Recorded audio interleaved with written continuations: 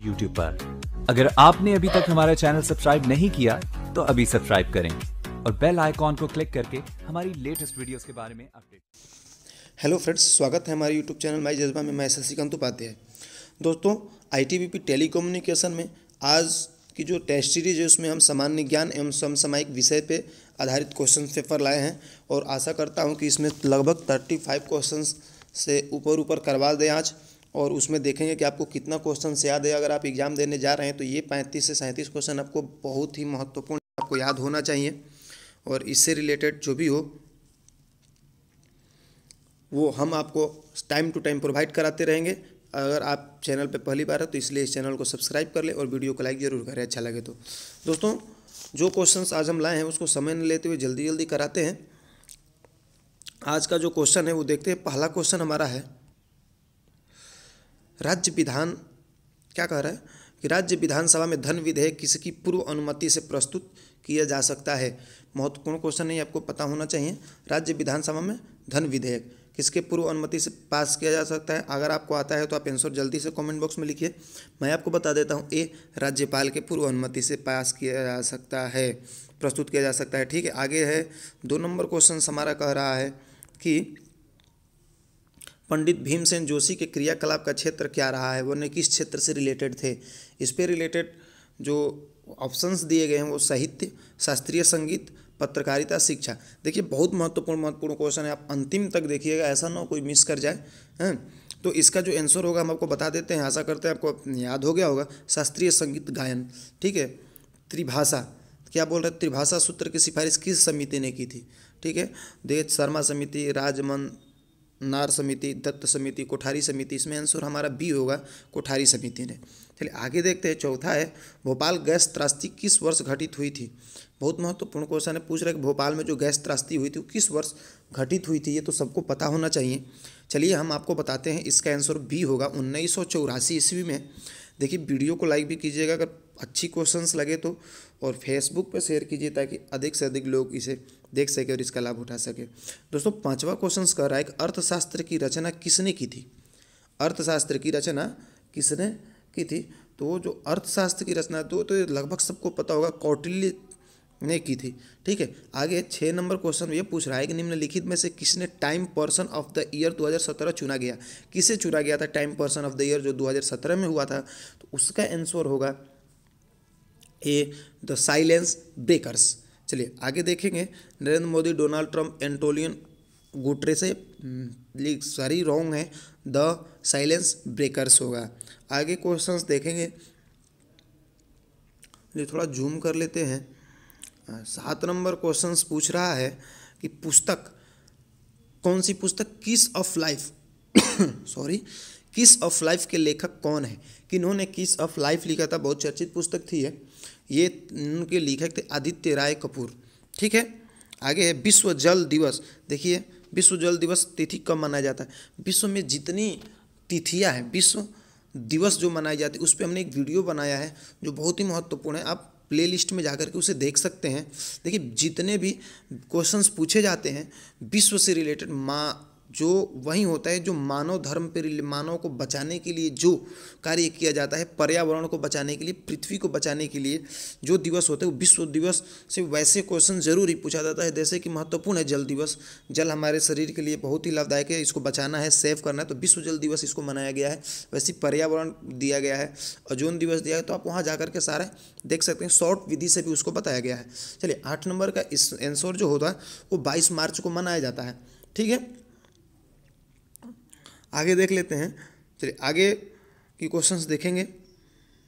देखिए, इसमें एक क्वेश्चंस पूछ रहा है, ये पूछ रहा है कि निम्नलिखित व्यक्तियों और उनकी विधा में कौन सी सुमोलित नहीं है, यानी कौन सा गलत है। ठीक है, तो इसमें जो क्वेश्चन दिया गया है,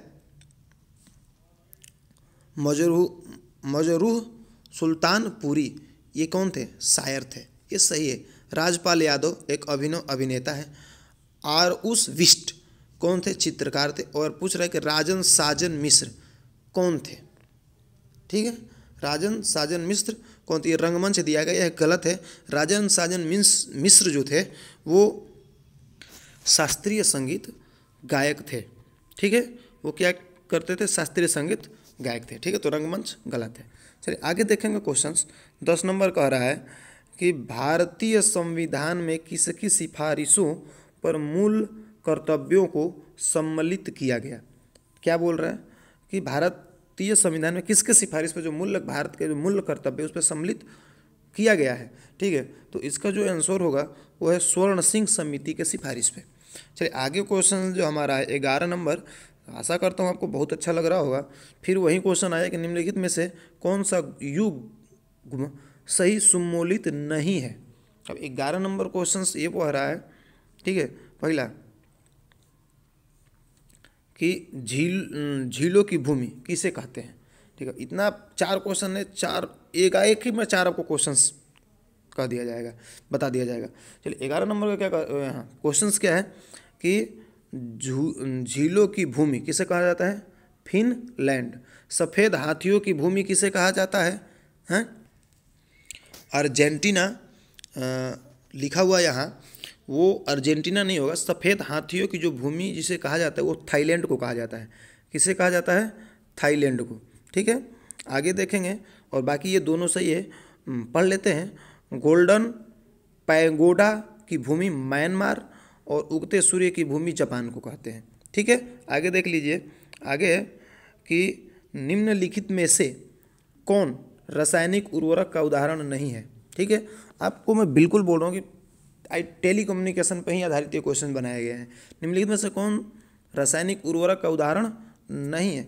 तो जो रासायनिक उर्वरक का जो है वो कंपोस्ट जो है वो रासायनिक उर्वरक का उदाहरण नहीं है। यूरिया, पोटासा और फास्फेट जो ये क्या रासायनिक उर्वरक है, कंपोस्ट घर में बनाते हैं। चलिए आगे देते हैं। गदर पार्टी संस्थापक कौन था। गदर पार्टी का संस्थापक कौन था, यानी कौन थे। ठीक है, तो वो जो होगा वो थे लाला हरदयाल। ठीक है, आगे क्वेश्चन देखेंगे।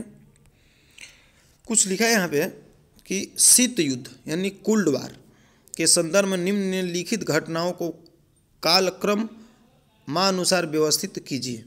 ठीक है, यानी शीत युद्ध काल क्रमानुसार जो का शीत युद्ध जो यहाँ दिया गया है, कोरिया युद्ध, वियतनाम युद्ध, क्यूबा मिसाइल संकट और बर्लिन दीवार का विखंडन। तो इसको कैसे हुआ था प्रथम से लेकर अंत तक व्यवस्थित करने के लिए कह रहा है। पहले तो शीत युद्ध वो होता है जो युद्ध हथियार से युद्ध होने से पहले जो घटनाएं होती है, जो बातचीत एक दूसरे के ऊपर छींटाकाछी, जैसे उत्तर कोरिया और अमेरिका के दौरान शीत युद्ध की स्थिति चल रही थी। बाद में डोनाल्ड ट्रंप और किम जोंग यून द्वारा उसे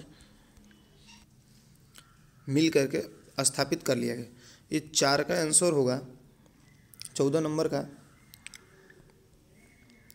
पहले तो कोरिया युद्ध जो था वो था, उसके बाद वियतनाम क्यूबा मिसाइल संकट आया, उसके बाद आया था वियतनाम युद्ध और लास्ट में जो हुआ था वो बर्लिन की दीवार का विखंडन। यानी इसके आंसर हमारा डी होगा। चलिए आगे देखेंगे 15 नंबर क्वेश्चंस। 15 क्वेश्चन बोल रहा है कि निम्नलिखित गैसों में से कौन सी एक ग्रीन हाउस गैस नहीं है। निम्नलिखित गैसों में से कौन सी एक ग्रीन हाउस गैस नहीं है। तो इसमें जो है O2 जो है वो क्या है, ग्रीन हाउस नहीं है। ठीक है, 16 नंबर क्वेश्चंस बोल रहा है कि भारत का प्रथम विधि अधिकारी कौन होता है। ठीक है, भारत का प्रथम विधि अधिकारी कौन होता है, तो वो होता है भारत का, ठीक है, मुख्य न्यायाधीश, महान्यायवादी, भारत का राष्ट्रपति, लोकसभा अध्यक्ष। तो इसका जो आंसर होगा वह है भारत का महान्यायवादी। ठीक है, आगे देखते हैं इसको क्या और क्या कहते हैं कहें तो भारत का वकील कहा जाएगा। ये जो होते हैं महान्यायवादी, भारत के उच्च न्यायालय में भारत के सरकार द्वारा मनोनीत एक वकील होते हैं जिन्हें क्या कहा जाता है, महान्यायवादी। और ये कानूनी सलाहकार भी कहा जाता है भारत सरकार का। ये भारत सरकार का कानूनी सलाहकार होते हैं जो भारत सरकार को कानून से रिलेटेड उसके बारे में उनको बताते हैं। इनकी नियुक्ति जो होती है राष्ट्रपति द्वारा की जाती है। ठीक है, तो ये हम आपको पूरी बता दिए। महान्यायवादी कौन होता है, तो ये भारत का प्रथम विधि अधिकारी कौन होते हैं, तो यही होते हैं। ठीक है, कानूनी अधिकारी जो भारत सरकार का सलाहकार और वकील होते हैं जिन्हें राष्ट्रपति नियुक्त करता है। आगे क्वेश्चन है कि निम्नलिखित में से कौन सा तत्व, ठीक है, निम्नलिखित में से कौन सा तत्व सोलर सेल में उपयोग किया जाता है। ठीक है, क्या पूछ रहा है कि निम्नलिखित में से कौन सा तत्व सोलर सेल में उपयोग किया जाता है, यानी सोलर सेल में किस तत्व का उपयोग किया जाता है, तो अब सबको पता होगा सिलिकॉन का प्रयोग किया जाता है। ठीक है, चिप में भी सिलिकॉन का ही प्रयोग किया जाता है। किसी देश के यूरोपियन संघ से अलग होने की प्रक्रिया किस संधि के अनुच्छेद 50वें अनुच्छेद को प्रावधानों के अनुसार प्रारंभ होती है। ठीक है, तो वो है बी। ठीक है, इसका आंसर बी होगा, लिस्बन संधि के तरह। पर जो 50वें अनुच्छेद में अंकित है लिस्बन संधि, जो कि यूरोपियन संघ से क्या होते हैं, अलग होने की एक प्रक्रिया है। ठीक है, आगे क्वेश्चन देखेंगे।